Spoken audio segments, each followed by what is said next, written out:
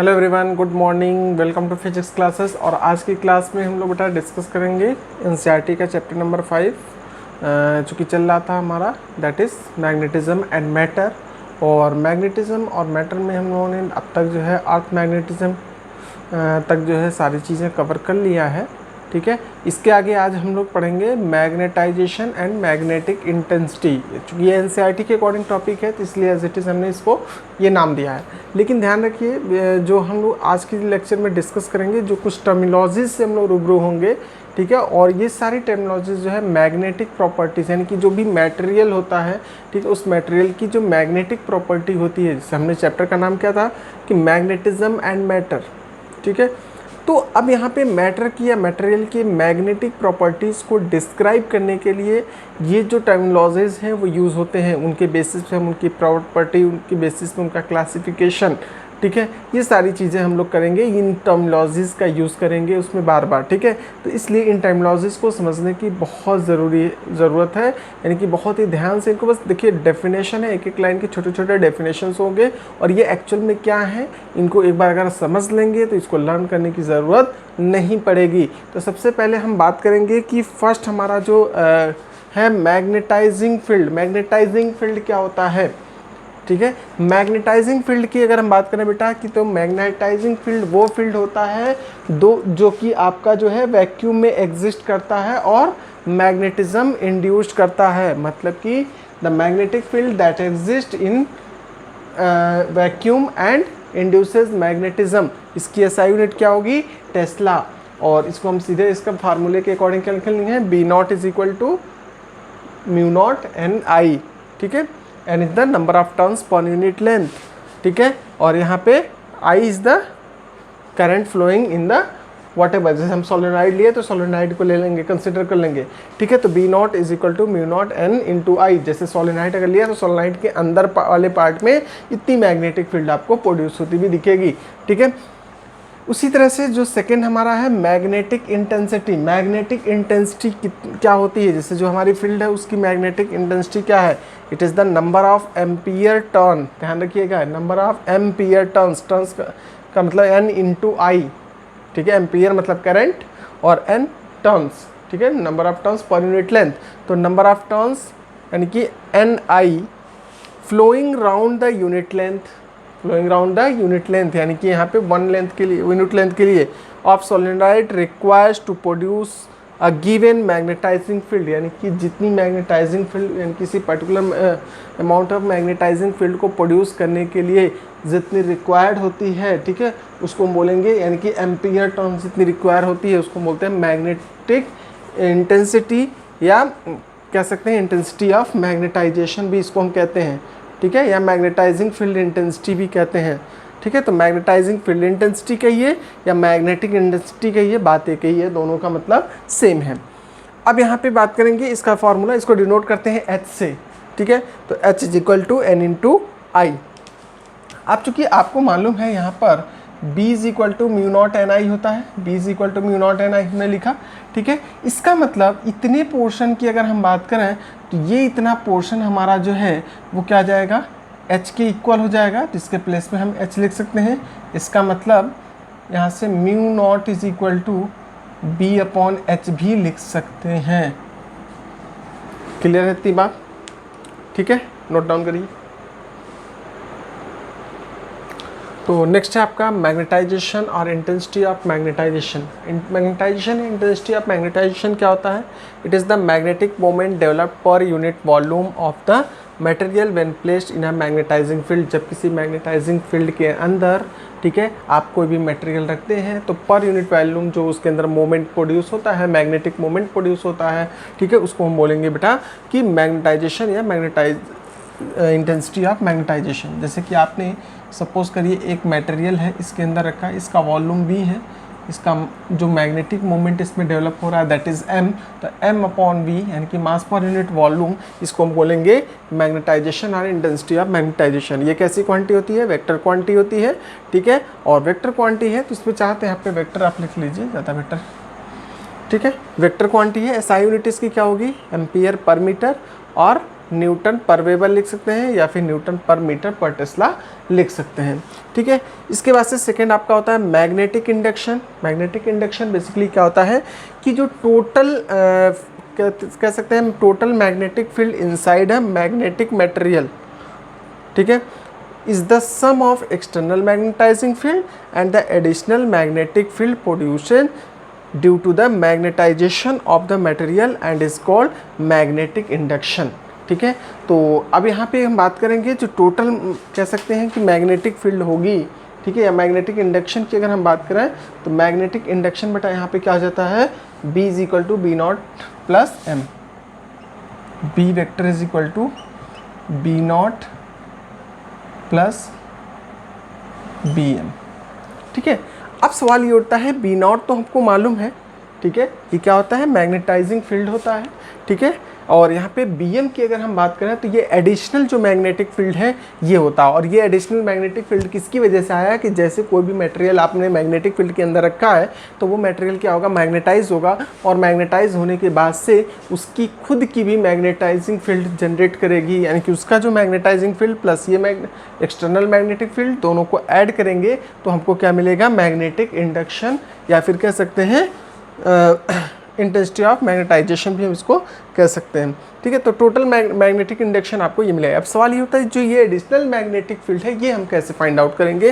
तो जो additional magnetic field होता है वो बेटा डिपेंड करता है किस पे, यानी कि वो डायरेक्टली प्रोपोर्शनल होता है किस पे, इंटेंसिटी ऑफ द मैग्नेटाइजेशन पर डिपेंड करता है। मतलब कि वो प्रोपोर्शनल होता है क्या, इंटेंसिटी ऑफ मैग्नेटाइजेशन, यानी कि सिंस यहाँ पे लिख लीजिए B M is equal to mu naught times M, intensity of magnetisation पर डिपेंड करता है, ठीक है। मतलब कि यहाँ पे या मैग्नेटाइजेशन पे डिपेंड करेगा, तो इसके प्रोपोर्शनल हो रहा है, डायरेक्टली प्रोपोर्शनल, प्रोपोर्शनल कांस्टेंट लगाना पड़ेगा जिसको हम परमेबिलिटी कहते हैं, परमेबिलिटी यहाँ पे लगा दिया। अब सवाल ये उठता है बी नॉट की बात क्या होती है। बी नॉट को हमने पहले भी पढ़ा था, म्यू नॉट इंटू एच के इक्वल होता है। तो सिंस अगर हम बी नॉट की बात करेंगे तो म्यू नॉट इंटू एच होता है।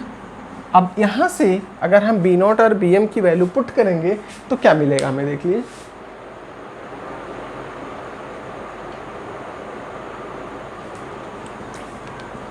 क्या हो जाएगा, दोनों को ऐड करेंगे यानी कि B vector is equal to यहाँ पे ए बी वेक्टर के फॉर्म में, ए बी वेक्टर के फॉर्म में,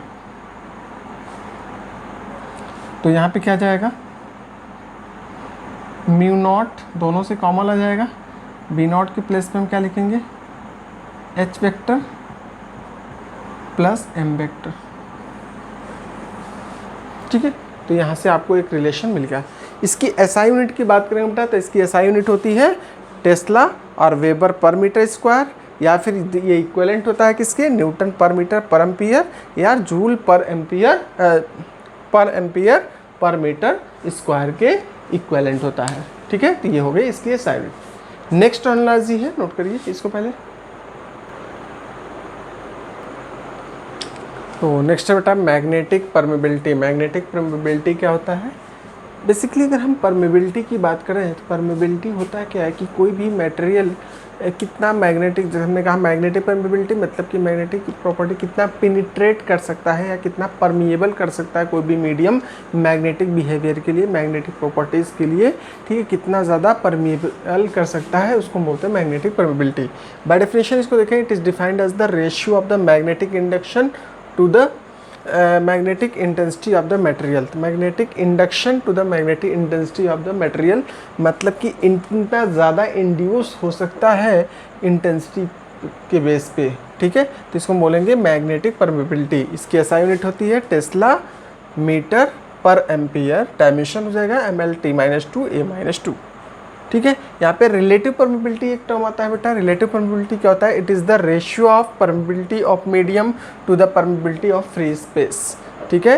रेशियो किसका ratio of the permeability of medium to the permeability of free space, इन दो चीज़ों का ये रेशियो होता है, ठीक है। यानी कि mu R is equal to mu upon mu naught होता है, ये मीडियम के लिए हो गया, ये फ्री स्पेस के लिए होता है। इसकी वैल्यू अगर हम एयर के लिए देखा जाए तो एयर के लिए 1.0004 होता है, और वही चीज़ अगर हम जो है किसी पर्टिकुलर मीडियम या वैक्यूम के लिए अगर हम बात करेंगे परमेबिलिटी की, अगर हम वैक्यूम के लिए बात करेंगे इसकी वैल्यू अगर हम वैक्यूम के लिए बात कर लें तो इसकी वैल्यू होती है बेटा कि 1 और एयर के लिए 1.004। उसी तरह से अगर किसी मेटल या मटेरियल के लिए हम बात करेंगे, मेटेलिक बॉडी के लिए वो 1000 क्रॉस कर जाती है। ठीक है, चूँकि यहाँ पे रिलेटिव परमेबिलिटी क्या है, दो सेम टाइप के परमेबिलिटी का रेशियो होता है, इसलिए इसकी कोई ऐसा यूनिट नहीं होती है, कोई इसकी डायमेंशन नहीं होगी। ठीक है, सेम उसी तरह से एक टर्म आता है मैग्नेटिक सब्स्टिबिलिटी, दैट इज अ चाइयम, इसको बोलते हैं चाइयम, जैसे हम लोगों ने पढ़ा था इलेक्ट्रिक सब्स्टिबिलिटी। ठीक है, तो इसी तरह से यहाँ पे मैग्नेटिक सब्स्टिबिलिटी एक टर्म होता है। It is the ratio of intensity of magnetisation, यानी कि इंटेंसिटी ऑफ मैग्नेटाइजेशन का और मैग्नेटाइजिंग फील्ड इंटेंसिटी का रेशियो होता है। Chi M is equal to M by H, M और एच का रेशियो होता है। ठीक है, और ये भी चूंकि क्या है, एम और एच दोनों के यूनिट्स क्या है, सेम है, इसलिए कोई इसकी यूनिट नहीं होगी, और जब कोई इनकी यूनिट नहीं है तो इनके पास कोई डायमेंशन भी नहीं होगा। क्लियर है इतनी बात। अब हम बात करेंगे, नेक्स्ट हमारा है relation between the magnetic permeability and magnetic susceptibility. Permeability और सब्स्टिबिलिटी में क्या रिलेशन होता है, इसको नोट डाउन कर लीजिए पहले।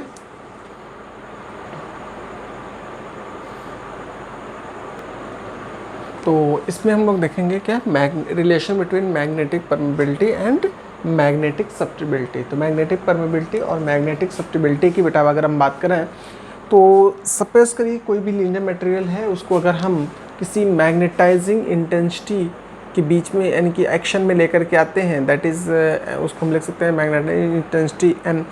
ठीक है, तो वो क्या करेगा, उसकी वजह से कुछ चीज़ें डेवलप होंगी। क्या चीज़ें डेवलप होंगी, यानी कि वो प्रोड्यूस करेगा मैग्नेटाइजेशन एम, कोई भी मैग्नेटाइजिंग इंटेंसिटी एच के कांटेक्ट में या उसके एक्शन में लेकर के आएंगे, तो क्या करेगा, मैग्नेटाइजिंग इंटेंसिटी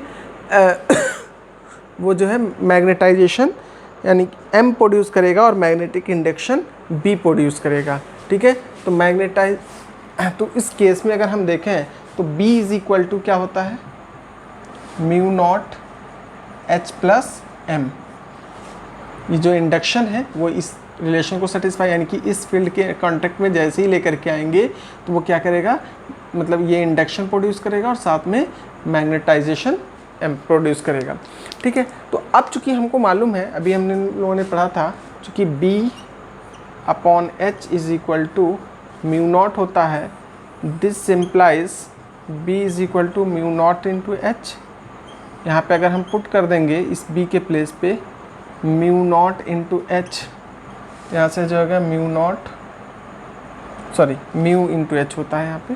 परमेबिलिटी के लिए जब हम लोगों ने रिलेशन पढ़ा था कि relation what is the permeability, तो परमेबिलिटी क्या था, ratio of the B and induction and magnetising intensity H, इन दोनों का रेशियो होता है। तो यहाँ से ये तो हो जाएगा एच प्लस एम, यहाँ से म्यू इज इक्वल टू हो जाएगा mu naught H upon H plus M upon H, और ये हो जाएगा mu naught 1 plus M upon H. और बेटा अभी हमने बताया था कि m अपॉन एच जो होता है यही क्या होता है, आपका मैग्नेटिक सब्स्टिबिलिटी होता है। तो इसको हम लिख सकते हैं mu naught 1 plus chi M. ये म्यू की वैल्यू आपके पास ये आ गई। Since mu upon mu naught is equal to mu R होता है, this simplifies mu is equal to mu naught into mu R. तो अगर हम यहाँ पुट कर देंगे तो क्या जाएगा, mu naught mu R is equal to mu naught 1 plus chi M. यहाँ से म्यू नॉट कैंसिल हो जाएगा, तो mu R is equal to क्या जाएगा, 1 प्लस चाई एम। तो अगर हम रिलेटिव परमेबिलिटी और मैग्नेटिक सब्स्टिबिलिटी में रिलेशन फाइंड करेंगे तो ये आएगा, और अगर हम जो है permeability of the material and magnetic susceptibility में अगर रिलेशन फाइंड आउट करेंगे तो ये रिलेशन आपका आएगा। ठीक है, इसको नोट डाउन कर लीजिए। इसके बाद हम लोग एक क्वेश्चन करेंगे, न्यूमेरिकल प्रॉब्लम करेंगे, एनसीईआरटी का ही आपकी एग्जांपल है। ठीक है, और फिर इसके बाद चूँकि आगे की चीज़ें जो है हम लोग इसके बेसिस पे कैटेगराइजेशन करेंगे मटेरियल का। पहले इसको नोट डाउन करिए। तो चलिए देखते हैं।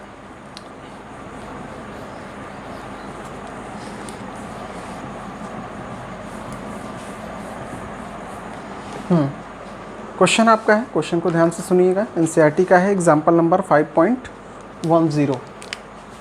एनसीईआरटी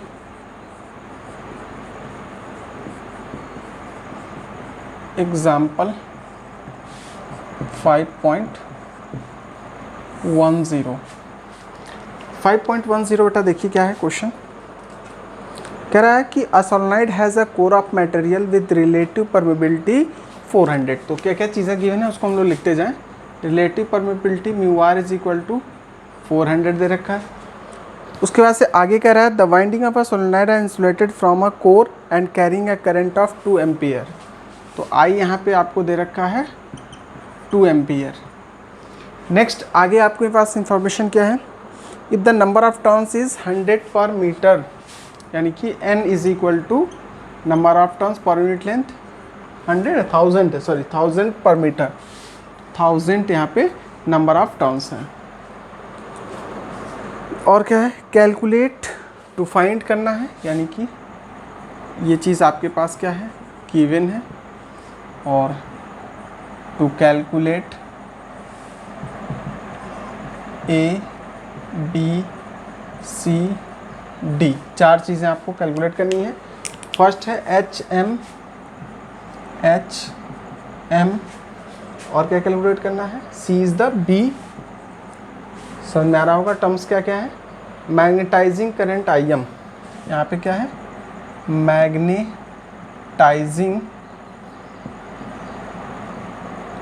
करंट आई एम, ये 4 चीज़ें कैलकुलेट करनी है।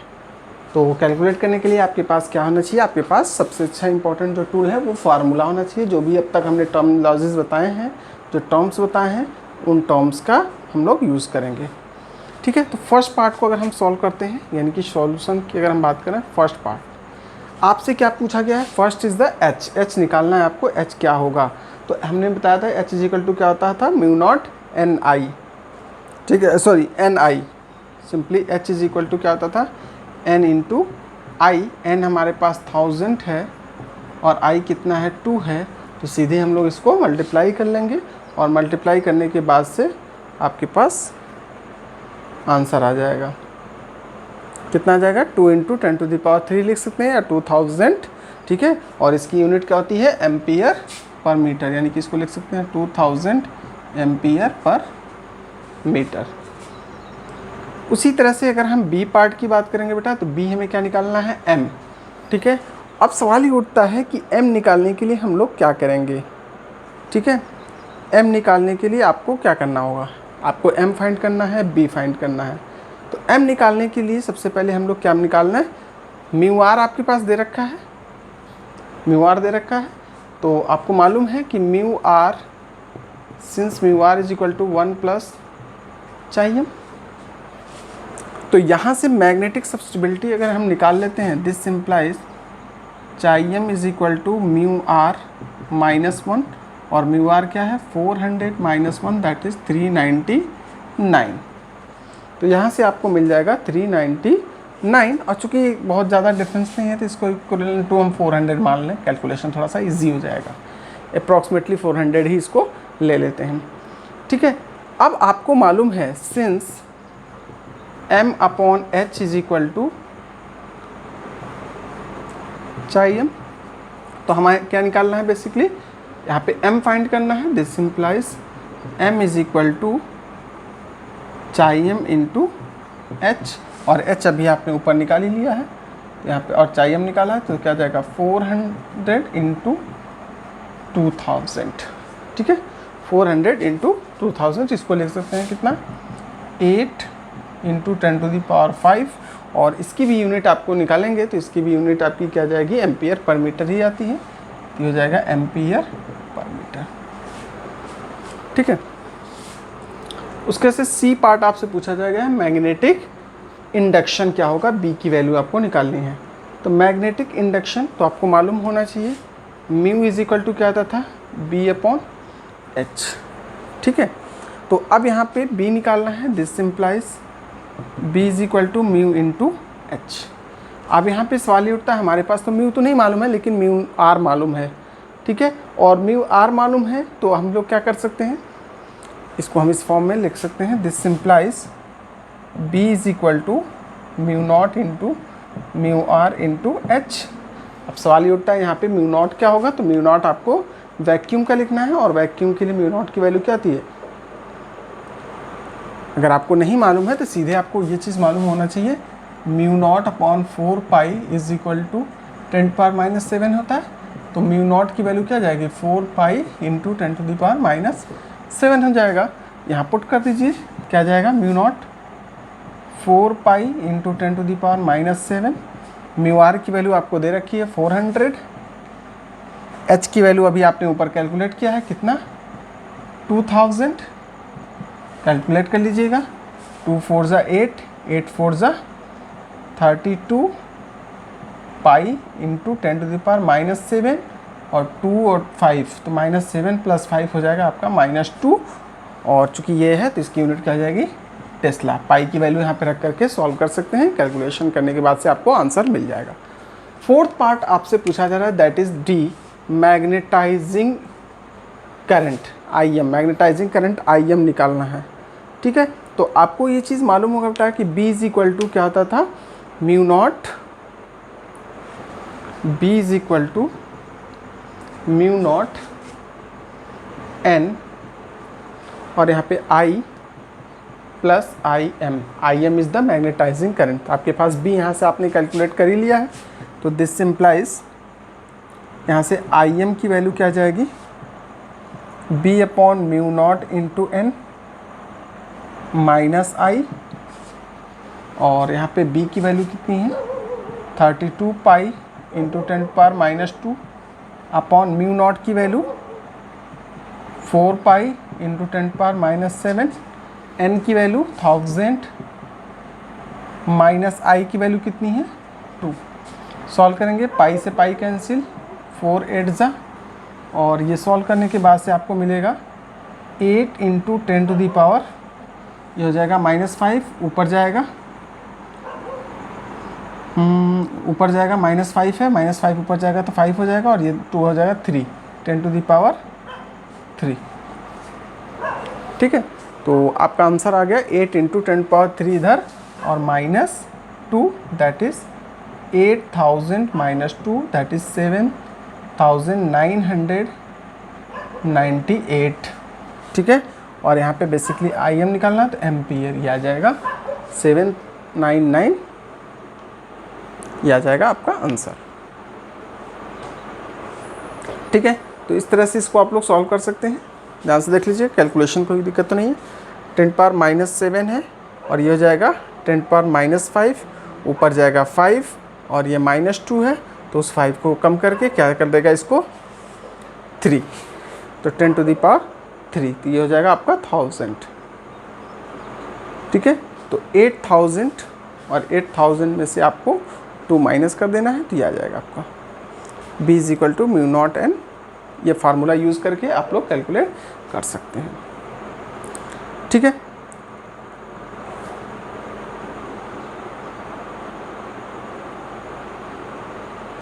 ओके, तो अप्रॉक्सीमेटली आपका 7998 अप्रॉक्सीमेटली इतना एम्पियर आपका आंसर आ जाएगा, ठीक है।